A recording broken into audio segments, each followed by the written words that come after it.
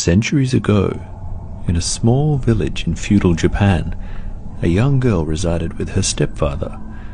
Her mother had passed away some months ago from a harsh disease, and her true father was killed in a farming accident, leaving her begrudgingly in the hands of her disinterested and cruel stepfather. He made her do all of the chores in the household, the cooking, the washing, and the laundry of the neighbors in return for food. He would also make her do anything else that he couldn't be bothered doing himself. One chore that the girl could not do herself yet was drawing water from the well. This required pulling a heavy bucket full of water to the top and then pouring it into a larger bucket, which was then carried back to the village. On this particular day, when drawing water from the well, something in the pail caught the stepfather's eye.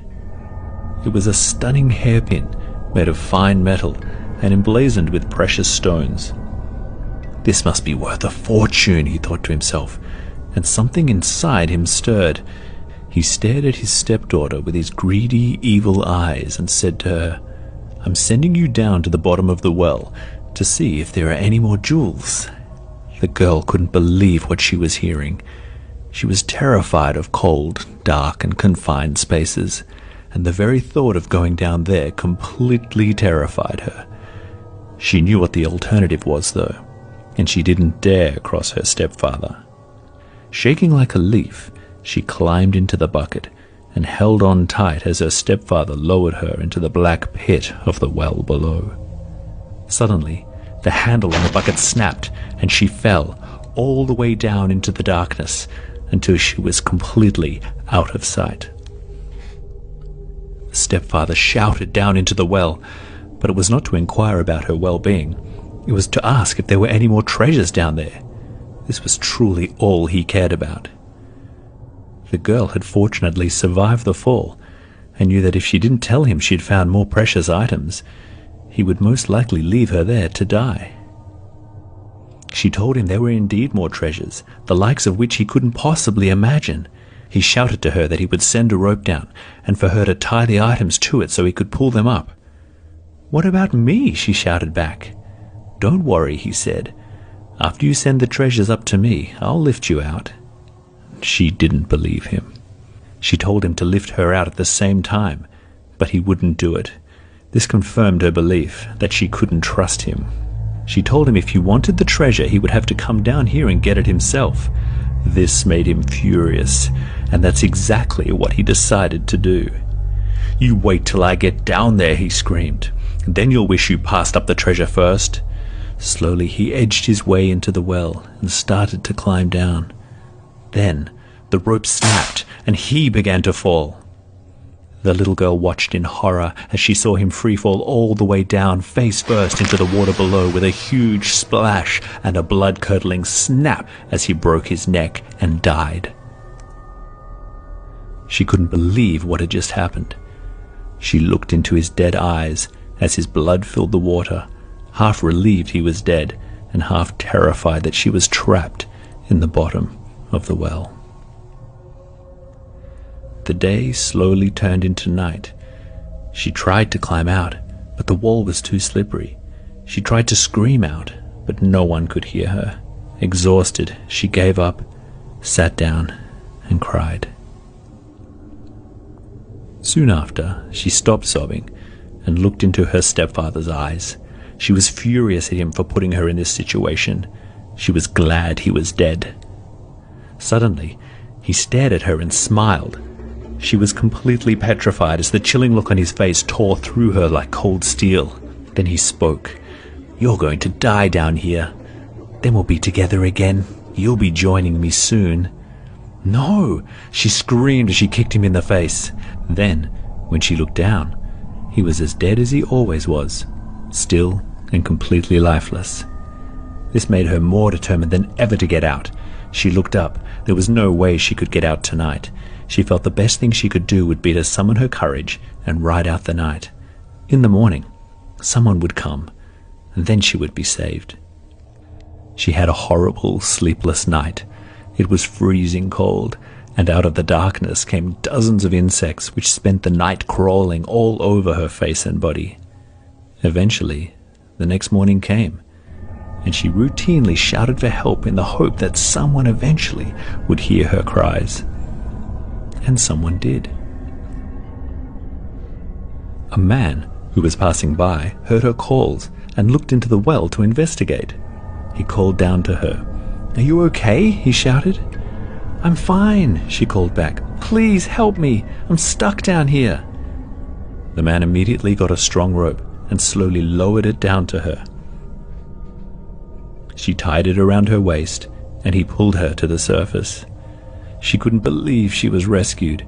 She was so happy to see this man who looked so kind. She hugged him and thanked him for saving her. He comforted her and told her that everything would be all right. For the first time in years, she truly felt safe. This feeling, however, was tragically short-lived, as once she realized what was in this man's wagon, a chill ripped through her, and she wished herself to be back in the bottom of the well. The little girl's feeling of freedom had been shattered.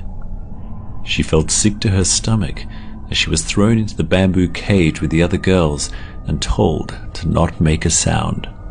If she tried to escape, she would be killed on the spot and thrown in the fire. She had been captured by a group of bandits who roamed the countryside kidnapping young females. They then took them to the larger cities and sell them off as slaves to anyone who had the money. The bandits had set up a small camp and were planning their next kidnappings, which were to take place in the girls' village in the valley below. A villager who had made their way over to the well for water had heard voices as he was approaching, which he thought was unusual, so he had proceeded with caution. He hid behind a bush before coming any closer. He peered out from behind the bushes and closely observed the strangers and their camp. He didn't think much of them until he saw what they had trapped in the bamboo cage. Panicking, he quickly changed his mind about drawing water from the well and headed back down the hill to the village as quickly as possible. That night, as the rain began to fall, the little girl huddled between the others to try and stay warm. None of them dared speak as they all sat there cold, sad, and scared. The little girl wondered why life had treated her so badly. She missed her parents so much and wished them to be back in her life with all her heart.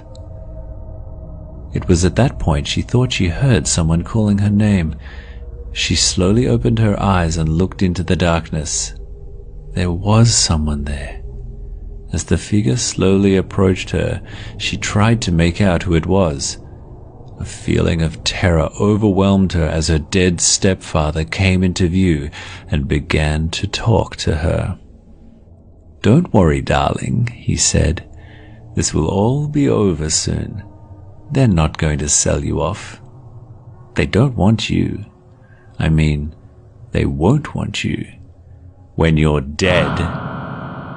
With this, the little girl screamed, and as her stepfather faded away, one of the bandits appeared out of the darkness and bashed his stick against the cage. "Shut up," he said. "One more word out of any of you and I'll cut your throats out." The other girls in the cage stared angrily at the little girl. She felt more miserable than ever and really did just want to die. The next morning, one of the bandits had been patiently scoping out the village and noticed that all of the villagers were congregating in the largest building right in the center. "This is perfect," he thought to himself. He went back to the camp and sat down with one of the others.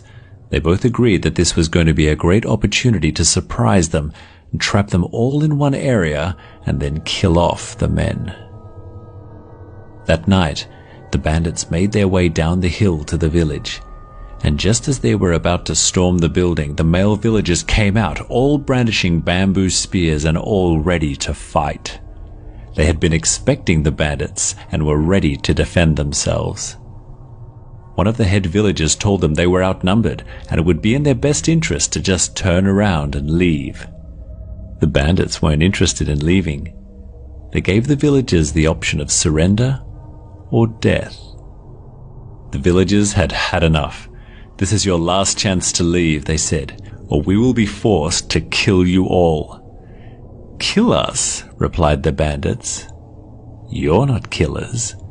We are." And with that, the last thing the villagers heard was the sound of arrows flying through the air, right before they took out each and every one of them with incredible and brutal precision. 3 of the bandits were highly skilled archers and had been hiding in the dark, lining up their shots as the others drew the villagers out and into the open. Their plan had worked perfectly. All of the male villagers were dead.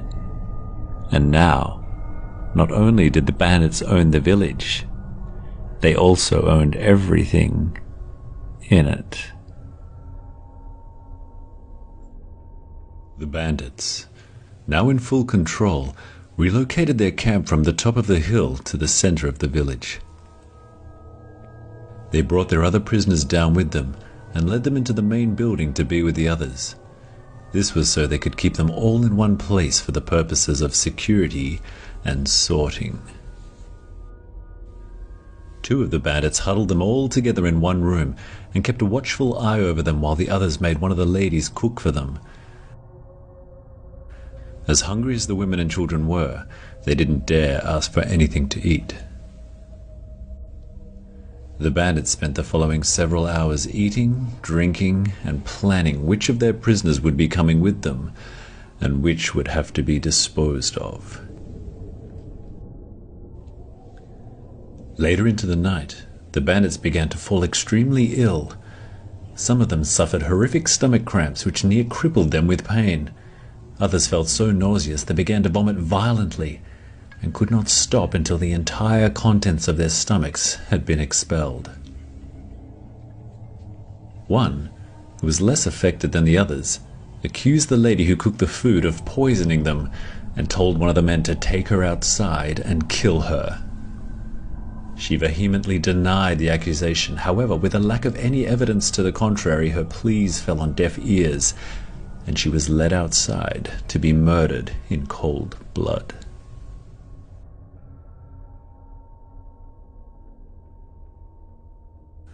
The food was fine.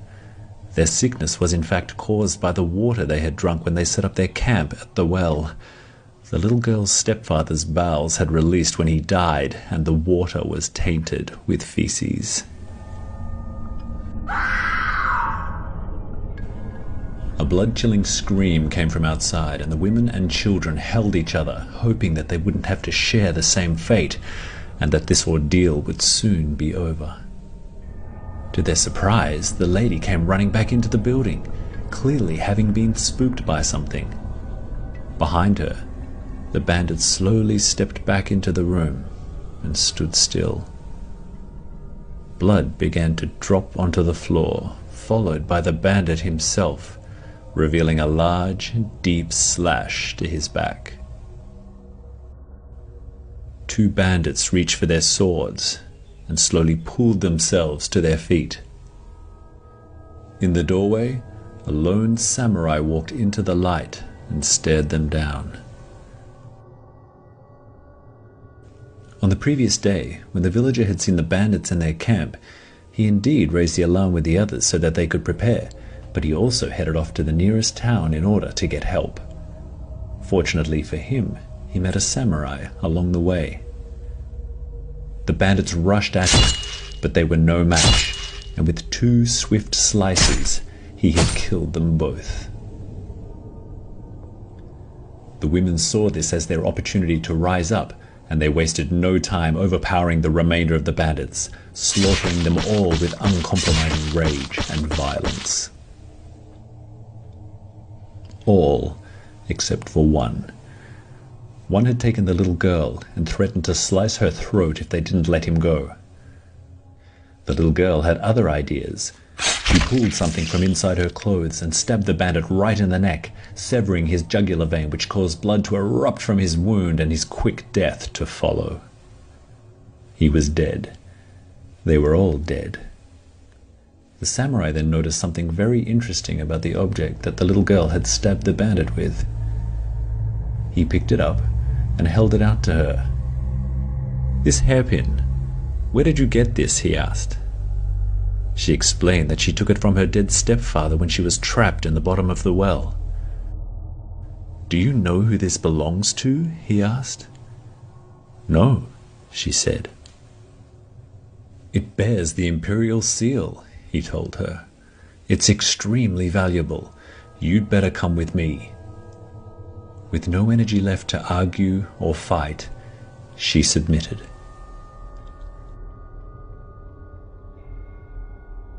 They traveled for several days, over which the samurai took good care of her, ensuring she would reach the imperial palace clean and well fed.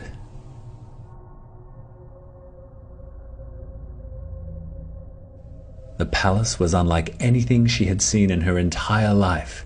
It was so beautiful and yet so terrifying at the same time.